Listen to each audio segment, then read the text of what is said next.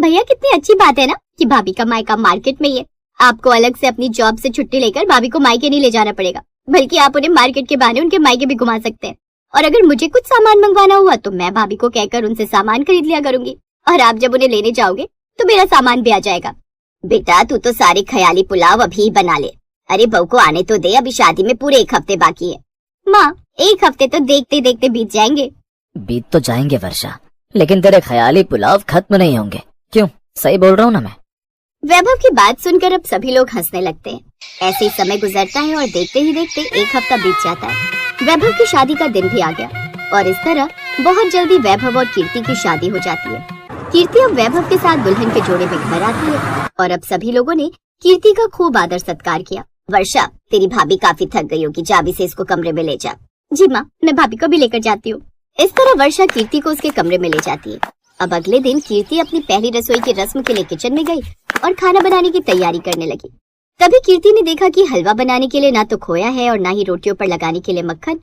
ये देखकर कीर्ति अपनी सास के पास जाती है और कहती है, माँ जी, अभी मैं किचन में गई थी, लेकिन मैंने देखा वहाँ तो ना ही खोआ है और ना ही रोटियों पर लगाने के लिए घी। अगर आप बुरा ना माने तो मैं बाजार जाकर जरूरत का सामान ले आती हूँ। वैसे भी मेरे मायके के आसपास जो दुकान है वहाँ चीजें अच्छी मिलती हैं और सस्ती भी। और वो सभी लोग मुझे जानते हैं, तो सामान में कोई खराबी नहीं होगी। ठीक है बहू, चली जा, लेकिन हाँ जल्दी वापस आ जाना। भले ही तेरा मायका बाजार में है, लेकिन भूल मत, अब तेरी शादी हो चुकी है, इसलिए मायके से ज्यादा तुझे ससुराल में रहना है। जी माँ जी, मैं समझ गई। अब कीर्ति बाजार के लिए निकलती है और बाजार में सामान खरीदने लगती है। देखते ही देखते 5 घंटे बीत जाते हैं, लेकिन कीर्ति अब तक अपने घर वापस नहीं आई थी। ये देख ममता थोड़ी चिंतित होती है और वो अपनी बेटी को आवाज लगाते हुए कहती है, बेटा वर्षा, वर्षा।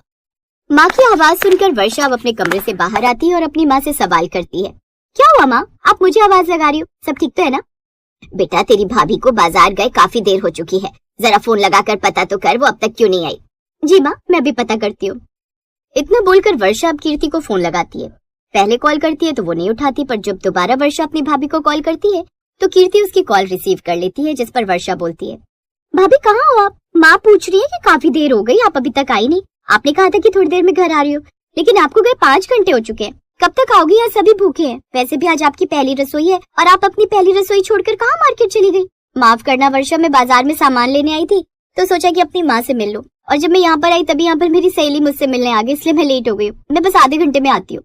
ठीक है भाभी, लेकिन थोड़ा जल्दी आओ, यहाँ सब लोग आपका इंतजार कर रहे हैं। इसके बाद वर्षा कॉल कट कर देती है और अपनी माँ को सारी बात बताती है। माँ, भाभी कल ही तो आई है, आज फिर अपने मायके क्यों चली गई? पता नहीं, हो सकता है कल शादी हुई है तो उसे अपने मायके की याद आ गई होगी। जाने दे, थोड़ी देर में वो आ जाएगी। वो सब तो ठीक है, लेकिन भाभी को अपने ससुराल की सारी रस्में खत्म करने के बाद ही कहीं जाना चाहिए। वर्षा फिर अपने कमरे में चली जाती है और थोड़ी देर बाद कीर्ति घर वापस आती है, जिसके बाद कीर्ति अब सभी लोगों के लिए खाना बनाती है। खाना बनाने के बाद वो सभी लोगों को डाइनिंग टेबल पर बुलाकर सभी के आगे खाना परोस देती है। खाना खाकर अब सभी लोग कीर्ति की बहुत तारीफ करते हैं। वाह कीर्ति, तुमने खाना सच में बहुत लाजवाब बनाया है। मन तो कर रहा है कि उंगलियों के साथ साथ ये प्लेट चाटता फिरूं। तो फिर देर किस बात की, अपना काम शुरू कर। मैं यहाँ तेरा वीडियो बना दूंगी। वैसे भाभी सच में आपने खाना बहुत अच्छा बनाया है। ननद जी, खाना तो अच्छा बनेगा ही, आखिर मैंने अपने मायके के बाजार से जो सामान खरीदा है। मेरा मतलब है बाजार में मेरा मायका है और मेरे मायके के सामने जो कुछ दुकान है सामान में वहाँ से खरीद कर लाई हूँ। आपको पता है वहाँ पर सारी चीजें अच्छी और सस्ती मिल जाती है। कभी जरूरत हो तो मुझे बता देना, मैं आपको वहीं लेकर चलूंगी और हम वहीं से सामान ले आया करेंगे।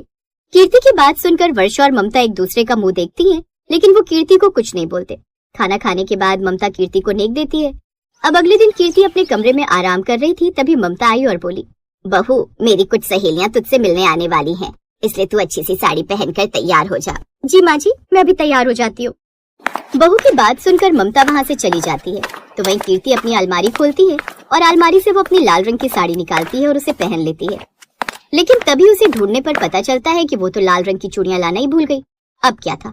एक बार फिर कीर्ति अपनी सास के पास जाकर कहती है, माँ जी मैंने लाल साड़ी पहनी है, लेकिन उसकी चूड़ियां तो मैं लाना ही भूल गई। मेरे मायके के पास जो दुकान है वहाँ बहुत अच्छी चूड़ियां मिलती हैं। अगर आप कहें तो मैं जल्दी से जाकर चूड़ियां ले आती हूँ और साथ ही साथ शाम के लिए सब्जी भी ले आऊंगी। ठीक है बहू जा, लेकिन जल्दी आना। तुझे याद है ना कि मेरी सहेलियां तुझसे मिलने आ रही हैं? मुझे सब याद है माँ जी। कीर्ति अब फिर बाजार जाती है और वहीं से मायके चली जाती है। यहाँ उसकी सास और ननद उसका इंतजार कर रही होती है। जब ममता की सहेलियां आ जाती हैं तो वो कीर्ति को फोन लगाती है और वो उससे पूछती है कि कब तक आ रही है, जिस पर कीर्ति कहती है, माँ जी, माँ को मेरी याद आ रही थी तो थोड़ी देर के लिए मैं अपने मायके आ गई थी, बस थोड़ी देर में आ रही हूँ। ये सुनकर ममता को बहुत गुस्सा आता है, पर वो अपना गुस्सा कंट्रोल कर लेती है और कुछ नहीं बोलती। समय गुजरता है। अब लगभग हर दिन ऐसा ही होता है। कीर्ति किसी न किसी बहाने बाजार जाती और वहां से अपने मायके चली जाती। इन सब से परेशान होकर ममता एक दिन अपने बेटे वैभव से कहती है, वैभव बेटा, तुझे तो पता है कि बहू का मायका बाजार में है, जिसका फायदा उठाकर लगभग हर दिन बहू अपने मायके चली जाती है और कई घंटे बाद आती है। माँ, कीर्ति की इस आदत से मैं भी परेशान हूँ। समझ नहीं आ रहा कि उसकी इस हरकत को कैसे सुधारूं। हाँ बेटा, लेकिन अब कोई ना कोई इसका हल तो निकालना ही होगा। इतना बोलकर अब दोनों माँ बेटा सोच में पड़ जाते हैं। कुछ देर सोचने के बाद वैभव अपनी माँ से कहता है, माँ, इसका एक तरीका है। वैभव अपनी माँ के कानों में कुछ कहता है जिसे सुनकर ममता खुश हो जाती है। अगले दिन कीर्ति ममता से बोली, माँ जी, घर में सब्जियां और कुछ चीजें खत्म हो गई हैं। आप कहें तो मैं अपने मायके के पास के बाजार से ले आऊं? हाँ हाँ बेटा, तुम्हारे मायके के पास के बाजार में तो चीजें सस्ती और अच्छी मिलती है ना। अच्छा, काफी दिन हो गए हैं, मैं भी बाजार नहीं गई। ऐसा करो कि हम साथ चलते हैं। तभी वर्षा भी वहां आ जाती है और कहती है, माँ, मैं भी आप लोग के साथ चलूंगी। अब कीर्ति अपनी सास और ननद के साथ बाजार जाती है। खरीदारी खत्म होने के बाद वे सभी कीर्ति के मायके जाने के लिए कहते हैं। कीर्ति उन सबको मायके ले जाती है। कीर्ति के घर वाले भी उन्हें देखकर बहुत खुश हो जाते हैं, जिसके बाद अगली बार भी ऐसा ही होता है और अब तो ये हर दिन की बात थी। कीर्ति की सास और ननद वर्षा भी अब किसी न किसी बहाने कीर्ति के मायके पहुंचे रहते। एक दिन परेशान होकर कीर्ति अपनी सास से बोली, मुझे आपसे कुछ बात करनी है। हाँ कीर्ति बेटा, बोलो, क्या बात करनी है? माँ जी, इस तरह रोज रोज सभी का उठकर मेरे मायके चले जाना मुझे पसंद नहीं है। आखिर मेरे घर वाले क्या सोचेंगे इस बारे में? कीर्ति बेटा, तुम बिल्कुल सही कह रही हो। हमारा रोज रोज तुम्हारे मायके जाना ठीक नहीं है और यही बात मैं तुम्हें भी समझाना चाहती हूँ कि तुम रोज रोज अपने मायके चली जाती हो, ये बात ठीक नहीं है। हर चीज का एक तरीका और लिमिट होनी चाहिए। अपनी सास की बात अब कीर्ति को अच्छी तरह समझ में आ जाती है। वो अपनी सास से माफी मांगती है। आप बिल्कुल ठीक कह रही है माँ जी, मुझे माफ कर दीजिए, मुझसे गलती हो गई। मैं आने वाले समय में अब कभी भी अपने मायके नहीं जाऊंगी। महीने में एक बार या 2 महीने पर ही जाया करूंगी। देर आए दुरुस्त आए। इस तरह ममता अपनी बहू को माफ कर देती है और आने वाले समय में होता भी कुछ ऐसा ही है। कीर्ति अपने मायके जाना छोड़ देती है, यहाँ तक कि वो बाजार भी जाना बंद कर देती है। अब महीने में केवल वो एक बार अपने मायके तो अच्छी बन जाएंगी, लेकिन बहू बन जाएंगी ना अच्छी। तूने ऐसा क्यों कहा? अरे, बहू के ऊपर जिम्मेदारियां होती हैं और आपको जहाँ ज्यादा काम दिखता है आप तो हाथ खड़े कर देती हैं। हाँ ये तो है, लेकिन यार रवि का साथ मुझसे सब कुछ करवा देगा। मनीषा और कोयल की बातों के बीच मनीषा की माँ आकर उनको नीचे हॉल में हल्दी के लिए बुला लेती हैं, जहाँ सभी लोग मनीषा को बारी बारी हल्दी लगाते हैं। हल्दी की रस्म के बीच मनीषा का फोन बजता है, जहाँ वीडियो कॉल पर रवि मनीषा के चेहरे को हल्दी से रंगा देखकर बोलता है, अरे मोहतरमा, इतनी भी हल्दी ना लगा देना अपने चेहरे पर कि तुम्हारे गालों पर किस करते हुए हल्दी का टेस्ट है। चुप करो, शर्म नहीं आती? और सब है यहाँ पर, किसी ने सुन लिया तो क्या कहेंगे कि देखो लड़के लड़की से थोड़ा भी इंतजार नहीं हो रहा। वैसे एक बात कहूँ, मेरे घर में बात हो रही थी कि नई बहू आकर नाश्ते में क्या खिलाया करेगी, तो बताओ तुमने कुछ सोचा है? वाह जी वाह, अभी मैं तुम्हारे घर में आई भी नहीं हूँ और तुमको खाने में क्या बनाऊंगी इसकी पड़ी है। मुझे ना गुस्सा ना दिलाओ, वरना पहले ही दिन नाश्ते में मिर्च के पराठे खिलाऊंगी तुम्हारे परिवार को। अच्छा सॉरी बाबा, अब तुम हल्दी एंजॉय करो, माँ बुला रही है मुझे। रवि के कॉल काटने के बाद मनीषा अपनी हल्दी एंजॉय करती है। ऐसे ही मेहंदी और संगीत के फंक्शन के बाद आखिरकार मनीषा और रवि की शादी हो जाती है, जहाँ पर मनीषा के ससुराल में उसकी सास कल्याणी उसका आरती उतार कर स्वागत करती है। आओ मेरे घर की लक्ष्मी, मेरी अन्नपूर्णा, इस घर में अपने कदम रखो और इस घर के लोगों के दिल को जीतो। अन्नपूर्णा, वाह माँ जी, आते ही बता रही हो कि मुझे अच्छा अच्छा खाना बनाकर सबका दिल जीतना है। एक बार मुझे अच्छे से एंजॉय करने दो, मेरी शादी के बाद की रस्में खिला देंगे आपको खाना भी। क्या सोच रही हो, आगे बढ़ो। मनीषा अपने ससुराल में कदम रखती है और सारी रस्में धीरे धीरे खत्म करती है, लेकिन रवि के घर में रिश्तेदार खत्म ही नहीं होते। उसकी चाची, बुआ, ताई, दूर की मासी, दूर की काकी, सभी लोग ही घर में शादी के 2 दिन बाद तक भी पड़े रहते हैं। ये देखकर कमरे में बैठी मनीषा के पास जब रवि आता है तो वो बोलती है, ये भीड़ कब खत्म होगी तुम्हारे घर से? ये रिश्तेदार जा क्यों नहीं रहे? शादी खत्म हुए 2 दिन हो गए, अब तक का एक का भी पैर नहीं हिला अपने घर वापस जाने के लिए। अरे अभी कोई नहीं जाने वाला। क्यों? दूसरी शादी भी करोगे क्या जो उसको देखने के लिए रुके हुए हैं ये? अरे नहीं बाबा, ये लोग एक खास रस्म के लिए रुके और वो रस्म है। रवि आगे बोलता उससे पहले ही कल्याणी कमरे में आती है और मनीषा को बोलती है, बेटा तुझे इस घर में आए हुए 2 दिन हो गए हैं, लेकिन बेटा ये मेहमानों से भरा घर ना मुझे खाली चाहिए। है ना माँ जी, आपको भी सफोकेशन हो रही है ना? मैंने भी यही कहा रवि को, लेकिन ये कहते एक रस्म बची हुई है।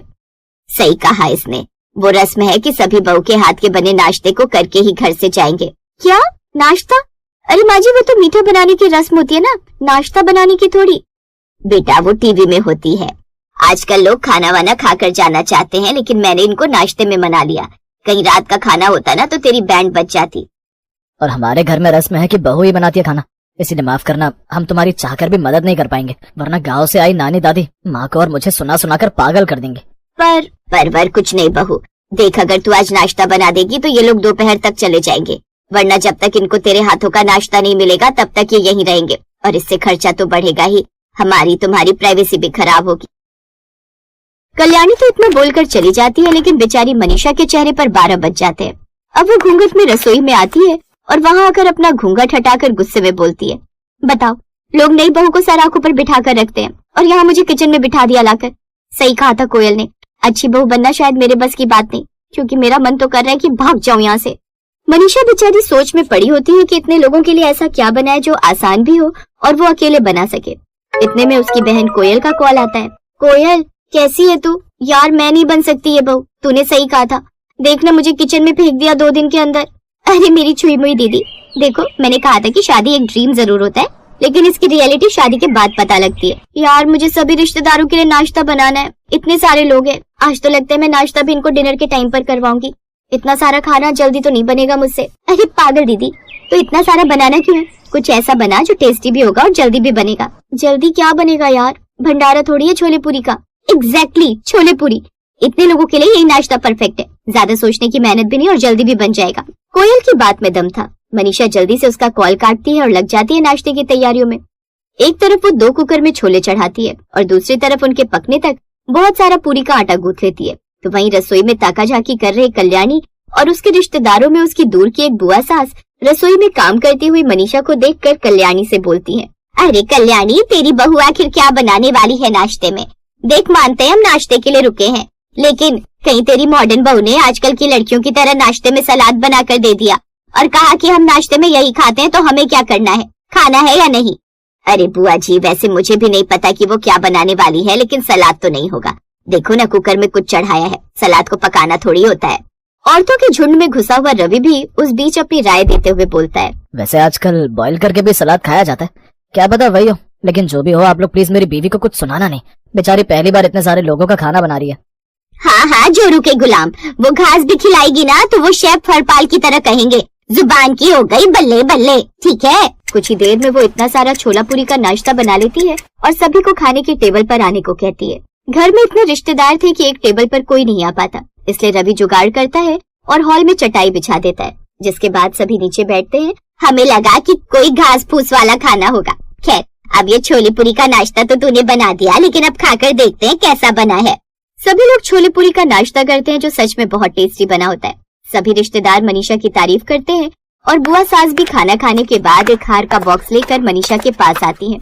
बहू, आज नाश्ते में तूने छोले पूरी बनाकर साबित कर दिया कि एक अच्छी गृहिणी बनने के सारे गुण तुझ में मौजूद हैं, क्योंकि इतने सारे लोगों के लिए ऐसा नाश्ता बनाना जिससे उसका पेट भी भरे और स्वादिष्ट भी हो, ये एक सुलझी हुई स्त्री ही सोच सकती है। मुझे खुशी है कि तू इस घर की बहू बनी। ये ले तेरा नेक। अरे इसकी क्या जरूरत है बुआ दादी? बहू, ये बुआ जी का आशीर्वाद है और तेरा नेक जो तूने अपने गुण से कमाया है, तो इसको ले ले, मना नहीं करते।